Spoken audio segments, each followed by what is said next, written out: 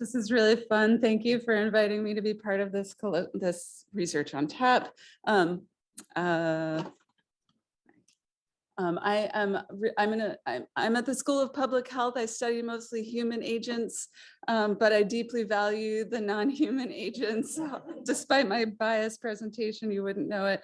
I've been involved with many research studies over the years, but the majority of my current research is focused on two studies, one of which is here in El Salvador and Nicaragua, where kidney disease is the leading cause of death among young men, and no one knows the cause. And for nearly 15 years, I've been working in partnership with physicians and epidemiologists who have been sounding the alarm on what is an epidemic in the region with no formal acknowledgement by their governments or by this government, nor funding until 2017, when the National Institutes of Health funded our first grant. A primary risk factor for the disease is, we have learned, working in high heat. So extreme physical exertion in high heat settings, and possible dehydration. So some have termed this heat stress nephropathy.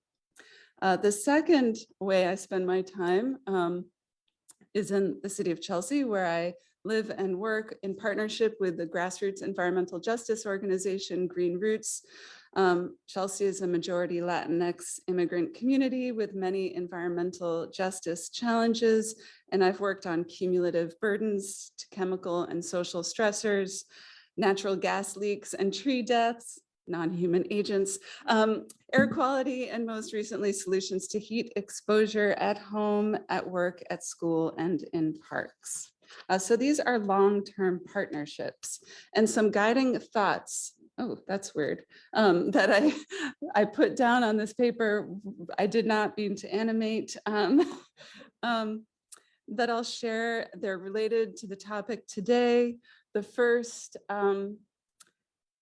is a response to academic culture that values certain types of expertise, is hierarchical and top-down and technologically oriented. So I work on research questions that are grounded in concerns of people who are organizing for social and environmental change.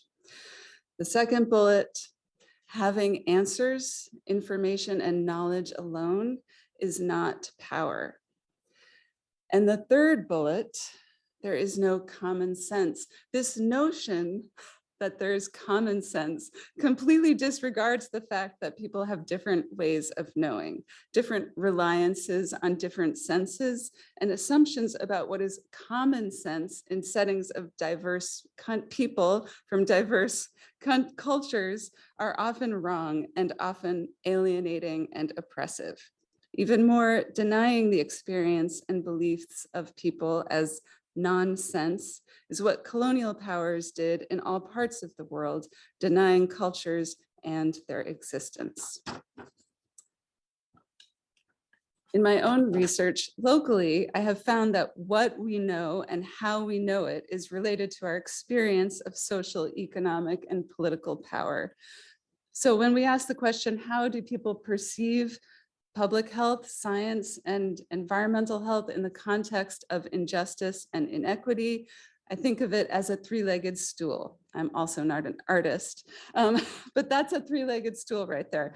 On the left, we have our experiences, what we sense around us, the soot on our windows, the noise at night, bad smells, stress, disease, visible, audible, sensory, and tangible evidence that informs our trust in information and the people who provide it, who often do not share our experiences, may not acknowledge them, and may even deny them.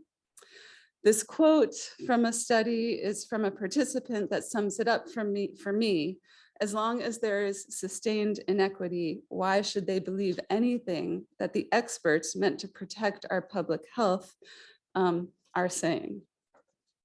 Okay, and my last slide.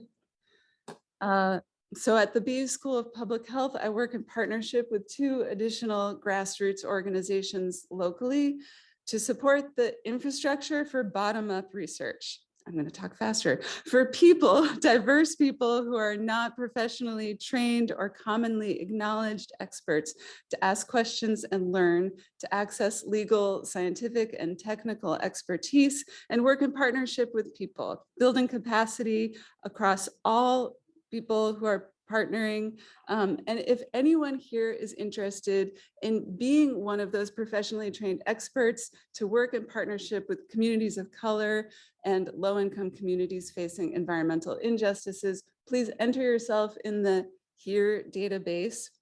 And it's more than a database. It's a network of people who want to do equitable, anti-racist, decolonial research for liberation and public health. Thank you.